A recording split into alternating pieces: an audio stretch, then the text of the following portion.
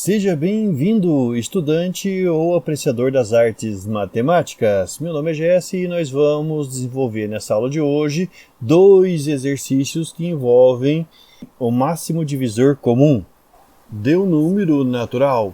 O primeiro é uma situação mais simples, com números mais acessíveis, para imaginar o que a gente tem que fazer para resolver uma problema dessa. A partir do momento que nós entendermos o que tem que ser feito usando os divisores de 2 números e o máximo divisor comum, nós poderemos realizar a resolução do outro exercício com números maiores e de uma maneira bem mais prática e rápida. Vamos ao exercício. Nós temos 2 máquinas, uma que é o modelo X, que fabrica 8 parafusos a cada remessa, e uma outra máquina que é do modelo Y, que fabrica 4 parafusos em cada remessa. O proprietário dessa fábrica ele quer um novo formato único de embalagem. Isso quer dizer o quê? Quer dizer que essa nova embalagem servirá tanto para os modelos de parafusos produzidos pela máquina X, quanto para a máquina Y. Isso não quer dizer que ele vai misturar os parafusos. Isso quer dizer que a caixa tem que servir para as 2 produções, tanto para os 8 parafusos produzidos por remessa, quanto para os 4 parafusos produzidos por remessa. Continuando no enunciado, em que caiba o maior número possível de parafusos. E ainda é citado no exercício que não deve sobrar nenhum parafuso. A gente já vai interpretar o que quer dizer isso. O que é perguntado no exercício? Olha lá a última frase. Para atender ao objetivo desse proprietário, quantos parafusos cada embalagem deve conter? Resumindo o problema, nós temos que encontrar um modelo de caixa que sirva para os 2 tipos de máquinas, que não sobre parafusos em cada remessa e ainda que caiba o máximo possível de parafusos nas caixas. Vamos interpretar tudo isso.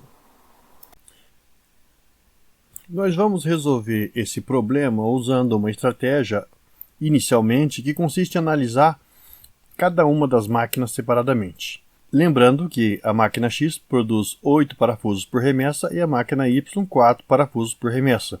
E quando a gente pensar na quantidade de parafusos que vai caber dentro da caixa, nós temos que lembrar que não deve, de jeito nenhum, sobrar parafusos fora da caixa. Vamos para uma primeira situação.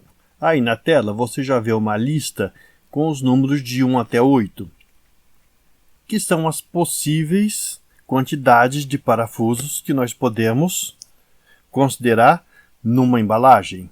Então eu estou imaginando que, num primeiro momento, ali aquele número 1 significa que uma caixa pode conter um parafuso somente. O número 2 significa que uma caixa vai poder conter 2 parafusos. E é claro que nesse caso, e no primeiro que eu citei, nós vamos precisar de várias caixas para embalar a remessa toda. Mas essa que é a ideia, a gente analisar todas as possibilidades, entender matematicamente o que está acontecendo para poder reproduzir em situações mais complexas. Então vamos pensar no seguinte: se a gente tentar agrupar os 8 parafusos de 1 em 1, logicamente você vai precisar de 8 caixas e não vai sobrar nenhum parafuso fora da caixa. Matematicamente isso é representado pela divisão, 8 por 1, que significa eu estou tentando agrupar 8 parafusos de 1 em 1. E o que você me diz, matemática? A matemática responde, olha, essa conta de divisão, 8 dividido por 1, dá quanto? Você retruca, é 8. Isso quer dizer que 8 parafusos separados de 1 em 1 vão necessitar de 8 caixas, que é aquele quociente que a gente acabou de ver aparecer ali abaixo da chave, e o resto é 0. Porque na divisão de 8 por 1 dá 8, 8 vezes 1 é 8, para chegar no 8 nada. Esse resto quer dizer que não sobrou nenhum parafuso fora da caixa. Em outras palavras, esse cálculo de divisão significa 8 parafusos agrupados de 1 em 1 precisam de 8 caixas e não sobra nenhum fora da caixa. Logo, a primeira situação de se colocar um parafuso em cada caixa serve para que ou seja cumprida a exigência do proprietário de não sobrar parafusos fora da caixa. Primeiro, a gente vai descobrir todas as situações em que não vão sobrar parafusos fora da caixa. Depois, a gente vai escolher a que caiba maior número de parafusos dentro da caixa, para os dois modelos de máquina.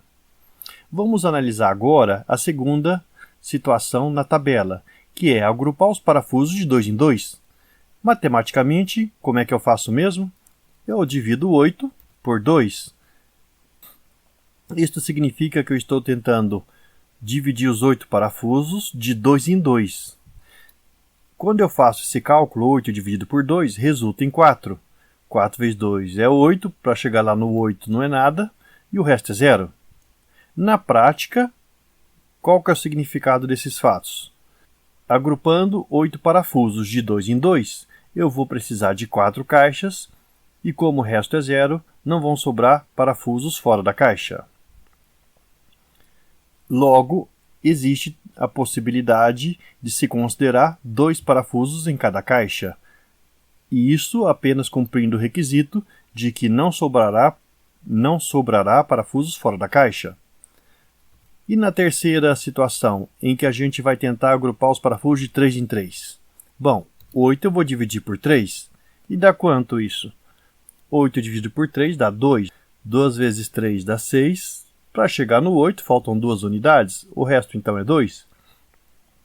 Na situação prática, o que isso significa? Que se eu tentar separar os 8 parafusos de 3 em 3, eu vou conseguir em 2 caixas 3 parafusos e ainda vão sobrar 2 parafusos fora das caixas. Logo, essa situação não serve para a gente, porque está sobrando parafusos fora da caixa. E se a gente tentar agrupar os 8 parafusos de 4 em 4, isso equivale a dividir 8 por 4, que na prática significa que estou tentando agrupar 8 parafusos de 4 em 4. 8 dividido por 4 dá 2. 2 vezes 4 é 8, para chegar no 8 nada. Completando o raciocínio, 8 parafusos divididos de 4 em 4 vão indicar para a gente que nós precisaremos de 2 caixas e não sobrará nenhum de fora. Logo, existe a possibilidade de se fazer caixas com 4 parafusos em cada uma. Vamos fazer o mesmo raciocínio para agrupar os parafusos de 5 em 5. Matematicamente, significa que eu estou tentando dividir 8 por 5. O que vai acontecer? 8 dividido por 5 resulta em 1. 1 vezes 5 dá 5. Para chegar no 8, 3. O resto é 3. Na prática, 8 parafusos separados em grupos de 5 vai ter como fazer só um grupo de 5, ou seja, preencher uma caixa com 5 parafusos e vão sobrar 3 parafusos de fora.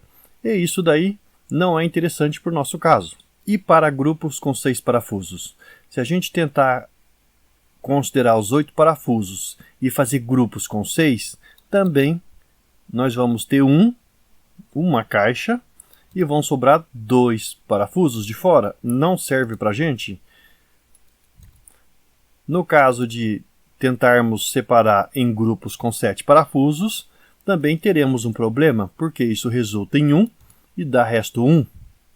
Ou seja, separando os 8 parafusos em grupo de 7, eu vou conseguir um grupo de 7 que vai na embalagem e vai sobrar um parafuso de fora, que não serve para a gente. E por último, considerar os 8 parafusos agrupados de 8 em 8, ou seja, vai dar um grupo de parafusos com 0 sobrando. Essa situação aí também pode ser considerada porque o resto é 0. Você note que em todos esses cálculos de divisão, aqueles que têm resto 0 são os casos que vão possibilitar não sobrar parafusos fora da caixa. Então, a nossa solução para o exercício é um dos divisores, ou seja, daqueles números que estão ali na chave, nas contas cujo resto é 0. Ou então, naquela lista à esquerda, onde nós temos a bolinha verde com o V no meio. A quantidade de parafusos na caixa em questão poderá ser 1, 2, 4 ou 8. Mas não podemos esquecer que existe outra exigência. Na caixa tem que caber o maior número de parafusos possível. Se você olhar nessa lista, você tem a tendência de pensar que é 8. Mas a gente ainda não fez análise para a segunda máquina, que é a máquina Y, que produz 4 parafusos por remessa. Isso quer dizer que nós vamos ter que fazer a mesma listagem lá para a máquina Y, descobrir quais são as situações em que não sobra parafuso fora da caixa e olhar lá naquela lista e nessa daqui qual que é o maior número presente dos dois. Isso quer dizer que nós vamos descobrir lá também os divisores, mas não de 8, mas da quantidade que ela produz, que é 4, e vamos escolher dentre os divisores que estão lá e estão aqui, o maior. Vamos fazer isso? Bora para a situação da máquina Y. Ela produz 4 parafusos e a gente pode pensar, eu posso agrupar 4 parafusos de 1 em 1? Ou seja, fazer caixas que caibam só um parafuso? Sim, nós podemos. Isso é representado por essa primeira conta que você vê aí na tela, 4 dividido por 1. E isso resulta em 4. 4 vezes 1, 4. Para 4, nada. O resto é 0, não sobrou parafuso. Logo, essa daí é uma das possibilidades a se considerar para determinar a solução do problema. A mesma coisa nós podemos pensar para 4 parafusos agrupados de 2 em 2. Nós precisaremos de 2 caixas e não sobrará nenhum parafuso, logo, essa daí é uma possibilidade a se considerar. Lá para 4 parafusos agrupados de 3 em 3, não tem como, porque isso geraria um grupo com 3 parafusos e sobraria um parafuso fora da caixa, e nós não podemos deixar parafusos fora da caixa, logo, não podemos construir caixas que caibam 3 parafusos.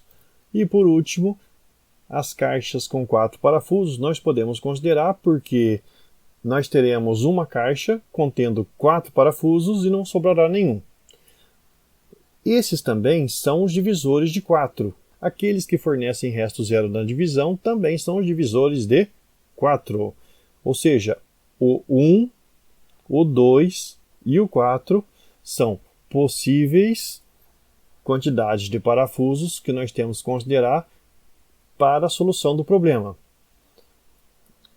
A gente poderia ter resolvido tudo isso sem fazer esses cálculos, já determinando os divisores de 8, que são 1, 2, 4 e 8, ou seja, aqueles valores que quando a gente considera o 8 e divide por eles, tem resto zero. Em outras palavras, você pode pensar assim, o 8 está na tabuada de quem? Na tabuada do 1, do 2, do 4 e do 8 mesmo. E para os divisores de 4, ao invés de fazer esses cálculos todos, nós poderíamos pensar, o 4 está na tabuada de quem? Do 1, do 2 e do próprio 4. Essa é uma maneira bem simples de você calcular os divisores de um número. Agora, observe bem esses dois conjuntos, dos divisores do 8 e dos divisores de 4. Quais valores estão em comum? Bom, nós temos o 1, o 2 e o 4. No entanto, lá no começo do exercício, o proprietário citou que nós temos que considerar como solução do problema a caixa que comporta a maior quantidade possível de parafusos. Qual que é a maior quantidade possível entre 1, 2 e 4? É justamente 4. Está aí a solução. Resumindo, nós, ao invés de fazer esses cálculos todo, que serviu para a gente entender como o problema é desenvolvido, nós poderíamos direto considerar os divisores de 8, os divisores de 4 e escolher o maior dentre os números que estão nos dois. Por isso que esse número é chamado maior divisor comum. Agora a gente pode ir para um problema com números diferentes. As máquinas do modelo X vão fabricar 60 parafusos por remessa e as máquinas do modelo Y com 84 parafusos. As outras condições são idênticas àquele problema que a gente acabou de resolver. Como é que a gente raciocina mesmo? Nós podemos calcular os divisores de 84. Quais são os divisores de 84? O 84 está na tabuada de quem? Do 1, do 2, do 3, do 4, do 6, do 7, do 12, do 14, do 21, do 28, do 42 e do 84. Por outro lado, os divisores de 60 são 1, 2, 3, 4, 5, 6, 10, 12, 15, 20, 30 e 60. E esses valores você pode conseguir não só pensando na tabuada, mas também fazendo a divisão dos 60 por eles e verificando se o resto é zero. Se o resto for zero, então ele é divisor dos 60. Caso contrário, ele não serve para essa listagem dos divisores de 60. Quais são os valores que nós temos em comum? O 1, o 2, o 3, o 4, o 6 e o 12. Maior que 12 não tem nenhum valor em comum nos dois conjuntos? Então, para satisfazer a solução do problema, o maior divisor comum desses dois aí, ou seja, do 60 e do 84, é justamente o 12, que é a quantidade de parafusos maior possível que caberá na caixa.